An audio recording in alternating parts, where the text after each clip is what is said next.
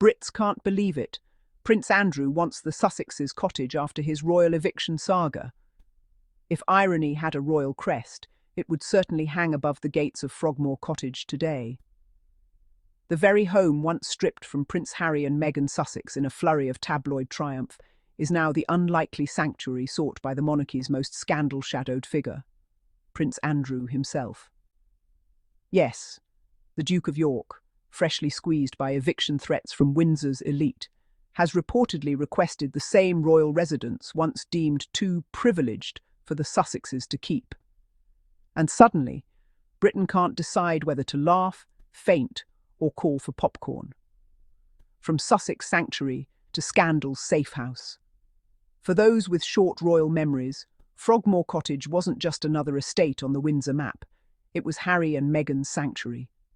Gifted by the late Queen Elizabeth II as a wedding present, it became a symbol of fresh beginnings, baby Archie's first steps, and the Sussexes' brief attempt to balance royal duty with private peace. Then came 2020, Megxit, and a media frenzy unlike any the palace had seen. The Sussexes left for California, and Britain's loudest commentators declared Frogmore vacant, as if the walls themselves had committed treason. Fast forward to 2023, the King ordered the Sussexes to vacate Frogmore for efficiency reasons. Yet within weeks, the public discovered something curiously ironic. The disgraced Duke of York, whose connection to scandal has made royal PR teams tremble, was quietly offered the keys. At first, he refused. "Royal Lodge is my home," he reportedly insisted, clutching the mansion's 30-room grandeur as if defending the last relic of his fallen status. Now, however, with whispers of eviction deadlines and royal reshuffles swirling, it seems Andrew has had a change of heart. Frogmore, the Sussexes' cosy retreat, is suddenly looking rather appealing. The same walls that once echoed with Meghan's laughter and baby Archie's giggles could soon play host to a prince whose name appears in headlines for all the wrong reasons. From Netflix deals to Windsor dramas. The timing couldn't be more cinematic.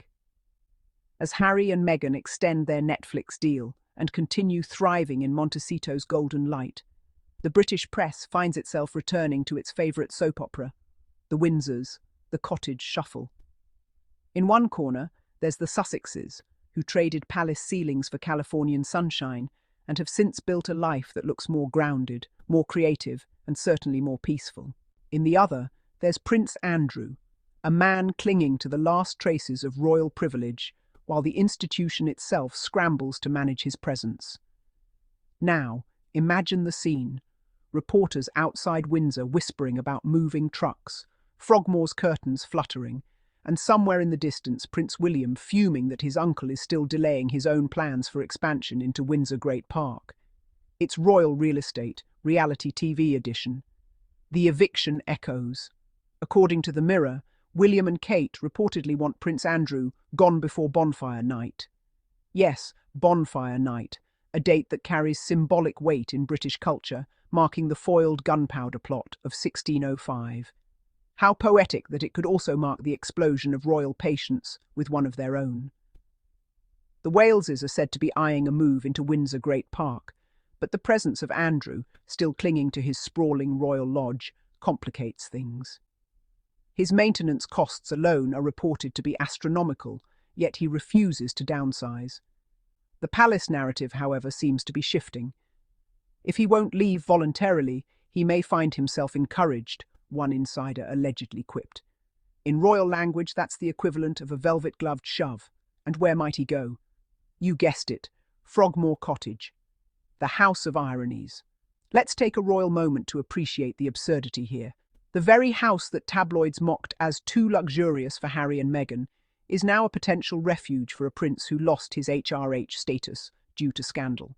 The British establishment once spent months clutching its pearls over Meghan, painting her nursery with vegan, non-toxic paint. Now it's considering letting a man with years of controversy repaint those same walls. Frogmore, it seems, has become a mirror, reflecting the monarchy's contradictions with every brick. The Duchess of Sussex once transformed that cottage into a serene, family-filled haven. She turned it into a place of love, privacy, and hope. And now, it risks becoming the backdrop for another royal rehabilitation story no one asked for. Britain's great royal plot twist. Prince Andrew requests Harry and Meghan's old home. It sounds like a headline written by a satirical sketch show. But it's real, and it's revealing. In one swoop, the story exposes how the palace treats its outcasts differently. When Meghan and Harry chose independence, they were portrayed as ungrateful and reckless. When Andrew lost public standing, the palace moved mountains to protect him from total exile. One rule for scandal, another for success. The public sees it, the global press sees it, and even the walls of Frogmore must be sighing, "Here we go again." Frogmore, the cottage that refuses to retire. There's something almost mystical about Frogmore's endurance in royal headlines. Every few months it resurfaces like a ghost from Windsor's past, demanding attention. It's seen love, babies, royal weddings, tabloid vendettas, and evictions, and now it might witness a full-circle royal irony of epic proportions. The Sussexes once paid back the $2.4 million renovation cost in full, despite no obligation to do so. It was their way of closing a chapter with grace and accountability, the very qualities that, ironically, the institution struggles to display when dealing with its own internal scandals. Now, as the story loops back to Andrew, the symbolism couldn't be louder. Frogmore isn't just a cottage anymore. It's a character in Britain's longest-running royal drama, silently narrating the double standards that define modern monarchy. A royal PR nightmare in the making inside the palace walls, PR teams must be sweating. Allowing Prince Andrew to occupy the Sussexes' former home risks igniting global outrage. Imagine the optics. The cottage that symbolised Meghan's unjust expulsion, suddenly gifted to a prince whose reputation still darkens the royal family's image. Public reaction would be merciless. The British tabloids that once gloated over the Sussexes' loss would now face the uncomfortable task of justifying Andrew's gain. Social media, meanwhile, would explode with side-by-side photos. Meghan's beaming smile at Frogmore next to Andrew's disgraced headlines. And the hashtag royal irony would trend for days. The Windsor's image problem. If there's one thing this entire episode makes clear, it's that the royal family's image management remains its greatest weakness. They can control pomp and protocol, but not perception. They can command loyalty from courtiers, but not from global audiences who now measure integrity over titles.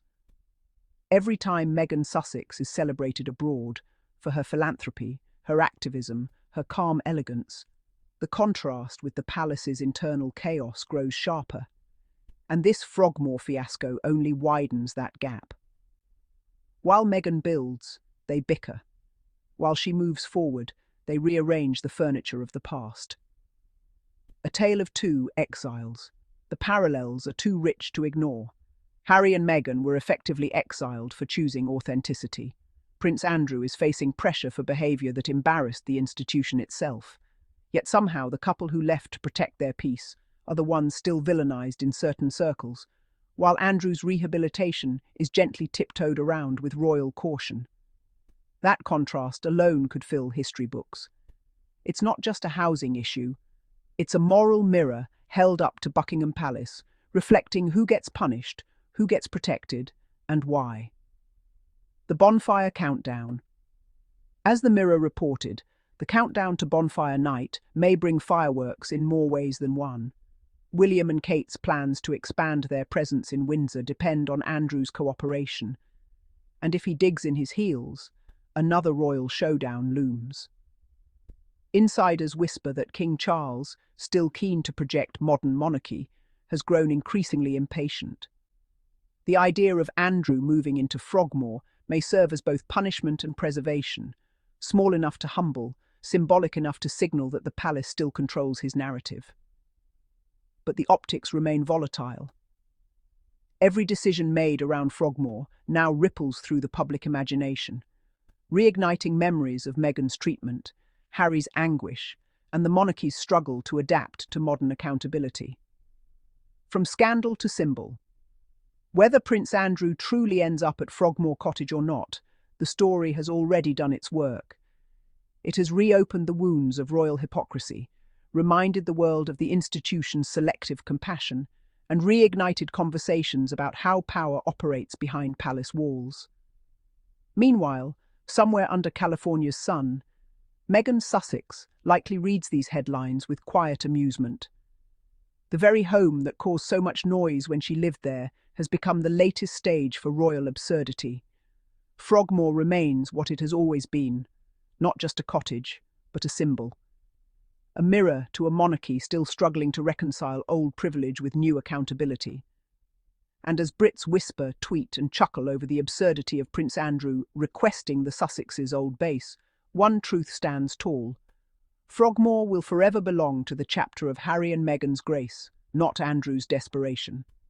Because while some cling to crumbling titles, others move forward with purpose, peace and progress. The submission itself sounds nice. And to my amazing and peculiar Sussex family, thank you all for watching our videos and tuning in to Daily Diaries Friday's update. Keep it light, keep it there, and see you next time in our next episode. Bye bye. May you have a good day and a good time. Keep shining. Bye bye.